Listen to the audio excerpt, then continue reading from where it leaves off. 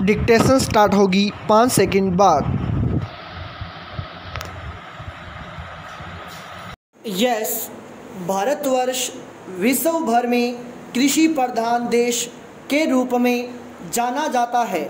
यहाँ की लगभग 70% आबादी गांवों में बसती है। बावजूद इसके कभी प्राकृतिक आपदा, कभी संसाधनों की कमी, तो कभी अच्छी फसल होने के बावजूद खाद्य भंडारण की समस्याओं से यहाँ के किसानों को आज तक मुक्ति नहीं मिल पाई है। नतीजतन आज भी देश के कितने ही किसानों को भोजन के लाले पड़े हैं। देश को आज़ादी मिलने के इतने वर्षों के पश्चात भी यहाँ के 40% से अधिक बच्चे कुपोषण के शिकार हैं। हमारे पूर्व प्रधानमंत्री स्वर्गवासी लाल बहादुर शास्त्री ने एक बार कहा था, भोजन लोगों के जीवन मरण का प्रश्न है, हमें लोगों को पर्याप्त भोजन देना ही चाहिए। भारत अंग्रेजी शासनकाल से ही खाद्यान्न संकट से जूझता रहा है। वर्ष 1937 में भारत का चावल उत्पादक क्षेत्र बर्मा का देश से अलग किया जाना, वर्ष 1943 में बंगाल में पड़ा भीषण अकाल और फिर वर्ष 1947 में हुए देश के विभाजन के फलस्वरूप खाद्य उत्पादन क्षेत्रों का उपजाऊ हिस्सा पाकिस्तान चला जाना, ये तीनों भारत में खाद्यान्न संकट उत्पन्न करने के महत्वपूर्ण कारण थे।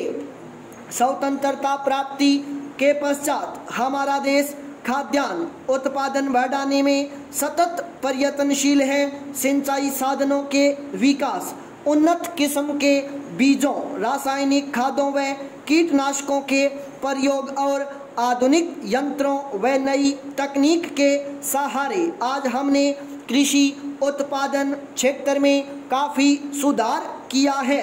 वर्ष 2007 में शुरू की गई 11वीं पंचवर्षीय योजना में खाद्यान्न समस्या से निपटने के लिए खाद्यान्न उत्पादन को प्रोत्साहन देने एवं कृषि क्षेत्र के विकास हेतु राज्यों को प्रोत्साहित करने पर बल दिया गया। फलस्वरूप खाद्यान्न उत्पादन बढ़ने की गति तेज हुई, किंतु फसल वर्ष 2010-11 के दौरान खाद्यान्न का उत्पादन पिछले फसल वर्ष से 1.6 करोड़ टन घटकर 21 करोड़ 81.1 लाख टन रह गया, जिसका कारण था वर्ष 2009 में देश के 338 जिलों में भीषण सूखा पड़ना। 12वीं पंचवर्षीय योजना में कृषि क्षेत्र में 4% वृद्धि का लक्ष्य रखा गया है। फसल वर्ष 2012-13 के दौरान खाद्यान्न का उत्पादन 25.7 करोड़ टन हुआ। ये आंकड़े निस्संदेह देश में खाद्यान्न उत्पादन में वृद्धि को दर्शाते हैं, किंतु देश में उपजाए जा रहे अन्न से यहाँ की विशाल जनसंख्या का पेट भरना मुश्किल ही नहीं, असंभव है। इसका कारण जनसंख्या वृद्धि दर का खाद्य वृद्धि दर से कहीं ज़्यादा होना। आज सीमित संसाधनों एवं बढ़ती जनसंख्या से उत्पन्न खाद्यान्न संकट से उबरने के लिए देश को ब्रिटेन, अमेरिका, ऑस्ट्रेलिया एवं बर्मा जैसे देशों से बड़ी मात्रा में खाद्यान्न आयात करना पड़ता है। आज विश्व की बढ़ती जनसंख्या के कारण खाद्यान्न संकट सिर्फ भारत की ही नहीं बल्कि पूरे विश्व की एक गंभीर समस्या बन गई है। पाई पैराचेंज विश्व बैंक द्वारा वर्ष 2030 तक पूरे विश्व में खाद्यान्नों की मांग दुगुनी होने की संभावना व्यक्त की गई है। UNFAO की रिपोर्ट कहती है कि विश्व में भूख और कुपोषण के शिकार 23 करोड़ से अधिक लोग सिर्फ भारत में हैं। जनसाधारण को सस्ती कीमत पर खाद्य की सुलभता सुनिश्चित करने के उद्देश्य से भारत सरकार द्वारा वर्ष 2013 में खाद्य सुरक्षा विधेयक लाया गया, जिसे राष्ट्रीय खाद्य सुरक्षा विधेयक 2013 के नाम से जाना जाता है। इस विधेयक के अनुसार देश की जनसंख्या के लगभग 1/3 भाग को 3 रुपये प्रति किलो की दर से चावल, 2 रुपये प्रति किलो की दर से गेहूं और 1 रुपये प्रति किलो की दर से मोटे अनाज उपलब्ध कराए जाने की योजना है। गरीबों को सार्वजनिक वितरण प्रणाली के माध्यम से खाद्यान्न उपलब्ध कराए जाते हैं। इस प्रणाली के द्वारा इस विधेयक का लाभ 50% शहरी और 75% ग्रामीण लोगों को पहुंचाने हेतु सरकार को 6.2 करोड़ टन खाद्यान्न की वार्षिक खरीद करनी होगी। इस विधेयक के अंतर्गत पौष्टिक भोजन के अलावा महिलाओं को रुपये 6,000 का मातृत्व भत्ता, साथ ही साथ 6 माह से 14 वर्ष तक के बच्चों को भी पोषक आहार देने का प्रावधान है। किंतु भारत की 1 अरब से अधिक आबादी हेतु सरकार द्वारा दी जाने वाली ये सुविधाएं बहुत थोड़ी हैं। खाद्यान्न संकट के कारणों में से देश की बढ़ती हुई जनसंख्या सबसे महत्वपूर्ण कारण है। सरकारी रिपोर्ट के अनुसार भारत की 28.5% जनसंख्या से संबद्ध 6.5 करोड़ परिवार गरीबी रेखा से नीचे हैं। सब्सिडी मूल्य पर गरीबों को अनाज मुहैया करना इस देश की अनिवार्यता बन चुकी है। इसके बावजूद देश के खाद्यान्न उत्पादन का बड़ा भाग समुचित खाद्य भंडारण के अभाव के कारण नष्ट हो जाता है।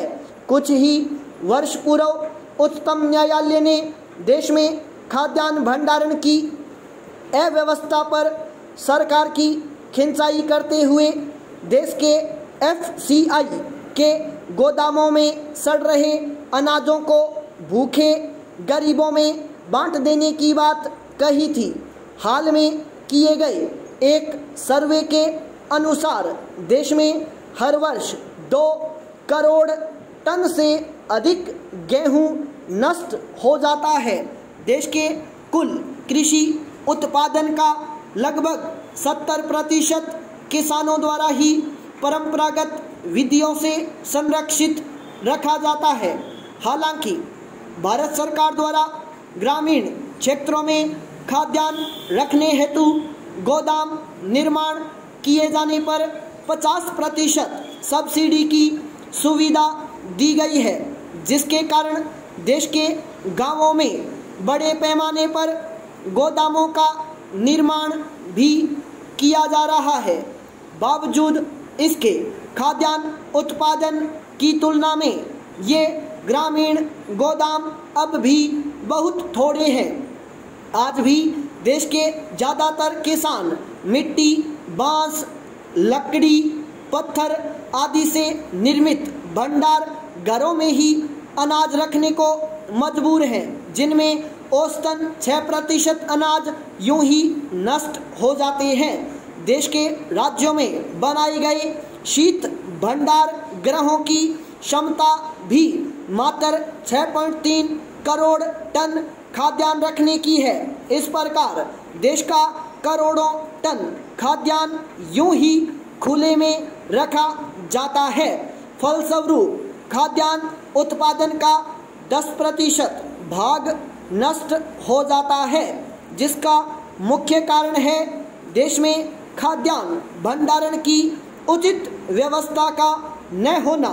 देश में खाद्यान्न भंडारण की समस्या तभी दूर की जा सकती है जब सरकार, निजी एजेंसियों व आम जनों द्वारा मिलजुल कर देश भर में वैज्ञानिक तरीकों से बड़े पैमाने पर खाद्यान्न गृहों का निर्माण किया जाए। साथ ही साथ इस बात की भी आवश्यकता है कि खाद्यान्न गृहों में अच्छी गुणवत्ता वाले अनाजों को रखे जाने से पूर्व गोदामों को अच्छी तरह साफ करके सूखा लिया जाए। स्टॉप।